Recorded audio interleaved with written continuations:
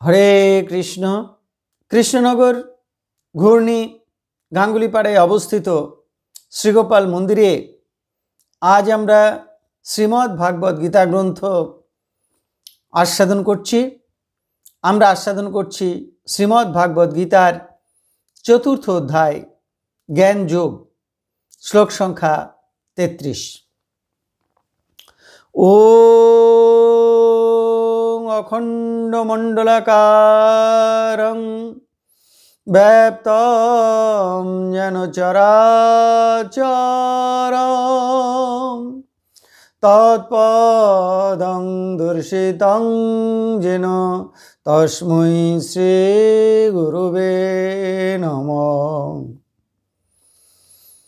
ওম নমো ব্রহ্মণ্য দেবায় গো ব্রাহ্মণ হিতায় চ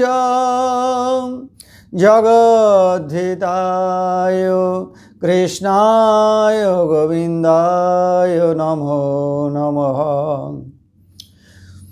মূকং করোতি বাচালং পঙ্গুং লঙ্ঘয়তে গিরিম যৎকৃপাতমহং বন্দে পরমানন্দমাধবম।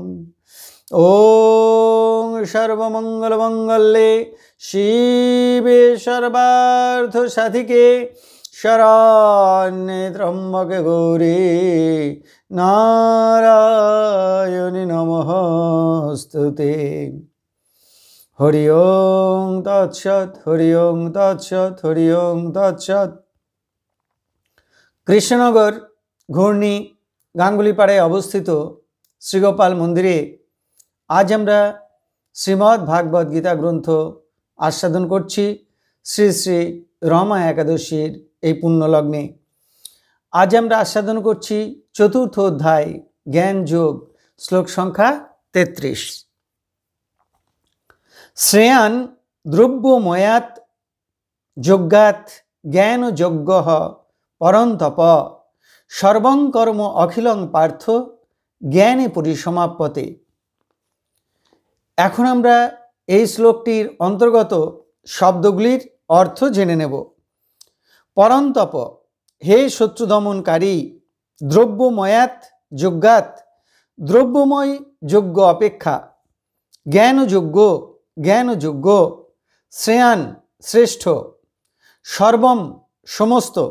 কর্ম, কর্ম। অখিলং, পূর্ণরূপে, ফলের সঙ্গে। পার্থ, হে পার্থ, হে অর্জুন। জ্ঞানী, জ্ঞানী। পরিসমাপ্যতে, পরিসমাপ্ত হয়। তাহলে এই শ্লোকটির বঙ্গানুবাদ কি দাঁড়ালো? হে শত্রু দমনকারী অর্জুন, দ্রব্যময় যজ্ঞ অপেক্ষা জ্ঞানযোগ্যই শ্রেষ্ঠ। হে পার্থ, ফলের সঙ্গে সমস্ত কর্মই পূর্ণরূপে জ্ঞানে পর্যবসিত হয়। এখন আমরা এই শ্লোকটির অন্তর্নিহিত ভাব আস্বাদন করব। ভগবান শ্রীকৃষ্ণ এই শ্লোকে অর্জুনকে বললেন যে, হে অর্জুন, দ্রব্যময় যজ্ঞ অপেক্ষা জ্ঞানযোগ্যই শ্রেষ্ঠ। এখন প্রশ্ন, দ্রব্যময় যজ্ঞ বলতে আমরা কি বুঝব, আর জ্ঞানময় যজ্ঞ বলতেই বা আমরা কি বুঝব? দ্রব্যময় যজ্ঞ বলতে বোঝায় সেই সকল যজ্ঞকে, যে সকল যজ্ঞে দ্রব্য এবং কর্মকে প্রাধান্য দেওয়া হয়। বেদে একথা বলা হয়েছে যে যজ্ঞ মাত্রেই কর্ম থেকে উৎপন্ন, অর্থাৎ কর্মজাত।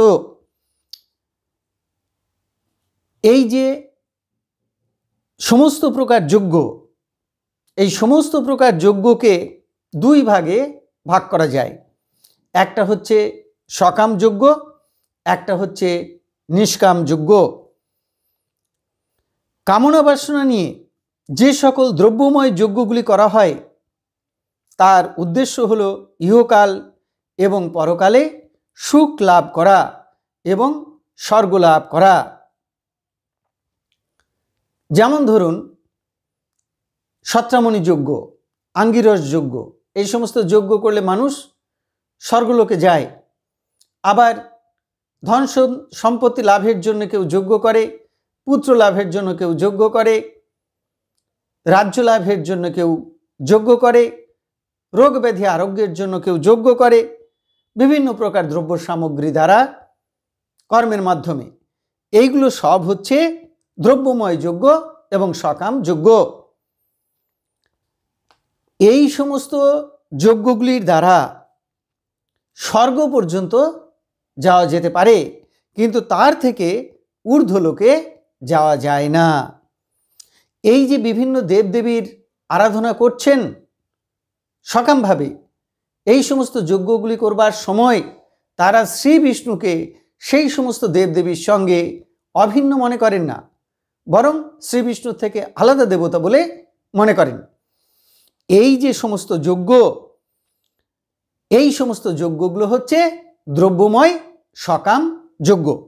কিন্তু নিষ্কামভাবে শ্রী বিষ্ণুর প্রীতির নিমিত্ত সমস্ত কিছুই ব্রহ্ম, এই বুদ্ধিতে যে যজ্ঞ করা হয় তার উদ্দেশ্য হলো ব্রহ্ম প্রাপ্তি, ব্রহ্মজ্ঞান এবং ব্রহ্মানন্দ লাভ করা।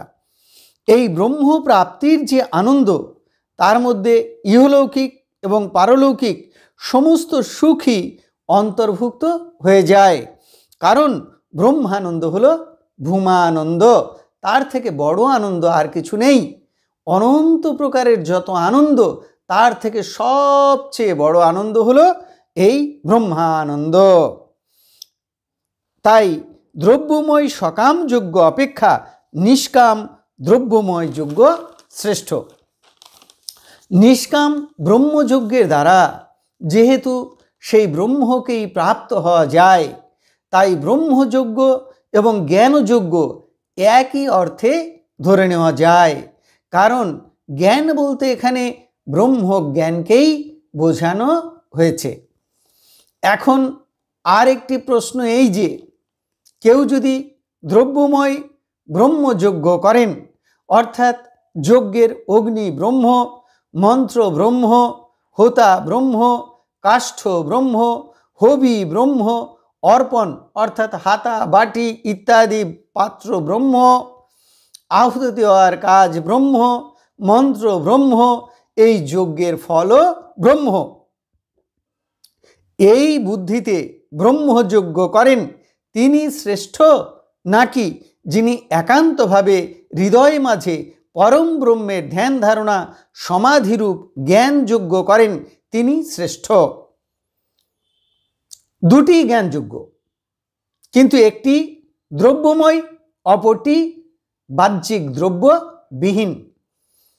এই শ্লোক থেকে ভগবানের অভিপ্রায় এমনই মনে হয় যে দুইয়েরই প্রাপ্তি একই ব্রহ্ম, কিন্তু যিনি দ্রব্যময় যজ্ঞ করছেন তার থেকে যিনি দ্রব্যহীন জ্ঞানময় যজ্ঞ করছেন তিনি শ্রেষ্ঠ।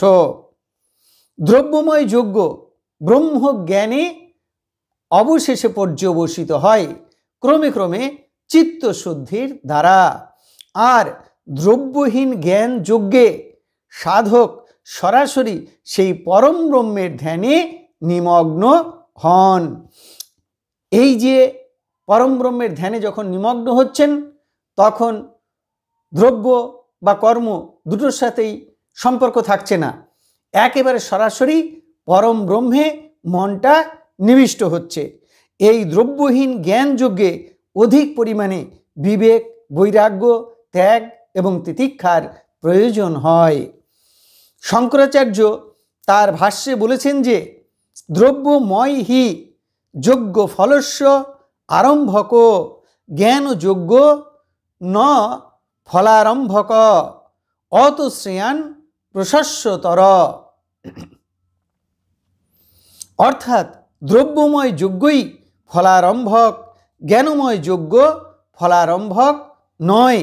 এই জন্য জ্ঞানযজ্ঞ শ্রেয়তর অর্থাৎ প্রশস্যতর।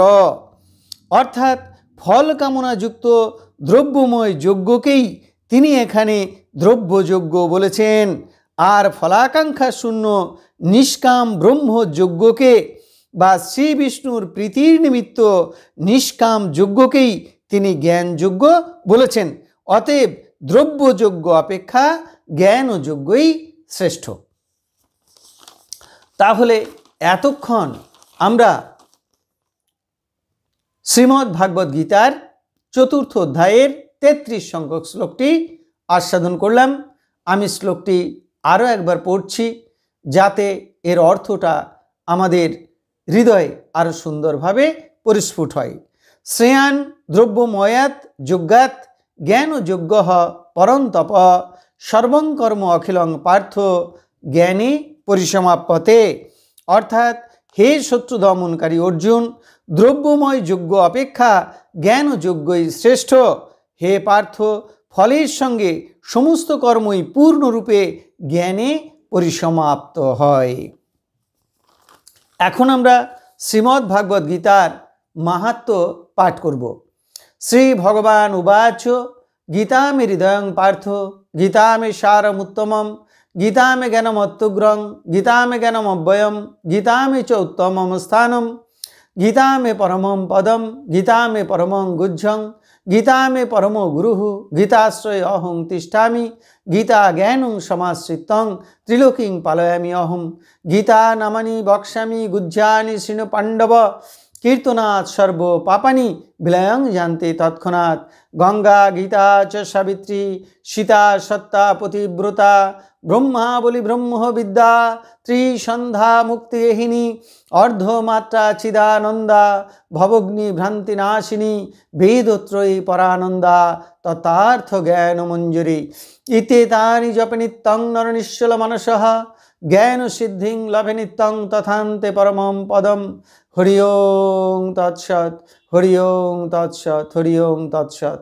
এখন আমরা ভগবান শ্রীকৃষ্ণের চরণে প্রার্থনা জানাবো। হে কৃষ্ণ কৃপা সিন্ধু, এই নাও তুমি আমার দেহ, এই নাও তুমি আমার মন, এই নাও তুমি আমার প্রাণ, এই নাও তুমি আমার আত্মা, এই নাও তুমি আমার জীবন যৌবন যথা সর্বস্ব। হে কৃষ্ণ কৃপা সিন্ধু, তুমি পিতা, তুমি মাতা, তুমি আমার পুত্র, তুমি আমার কন্যা, তুমি স্থাবর জঙ্গম কীট পতঙ্গ লতাপাতা রূপে রূপে প্রতিরূপে তুমি বিরাজিত, তুমি ব্যতীত এই ত্রিভুবনে আর কিছু নেই। হে কৃষ্ণ কৃপা সিন্ধু, তোমার আতুল চরণে কোটি কোটি প্রণাম, পুনরায় তোমার আতুল চরণে কোটি কোটি প্রণাম। তুমি আমাদের শুদ্ধা ভক্তি দাও, ব্রহ্মজ্ঞান দাও, সকলের কল্যাণ করো, সকলের মঙ্গল করো। আপনারা সকলে ভালো থাকুন, সুস্থ থাকুন, আনন্দে থাকুন। হরে কৃষ্ণ।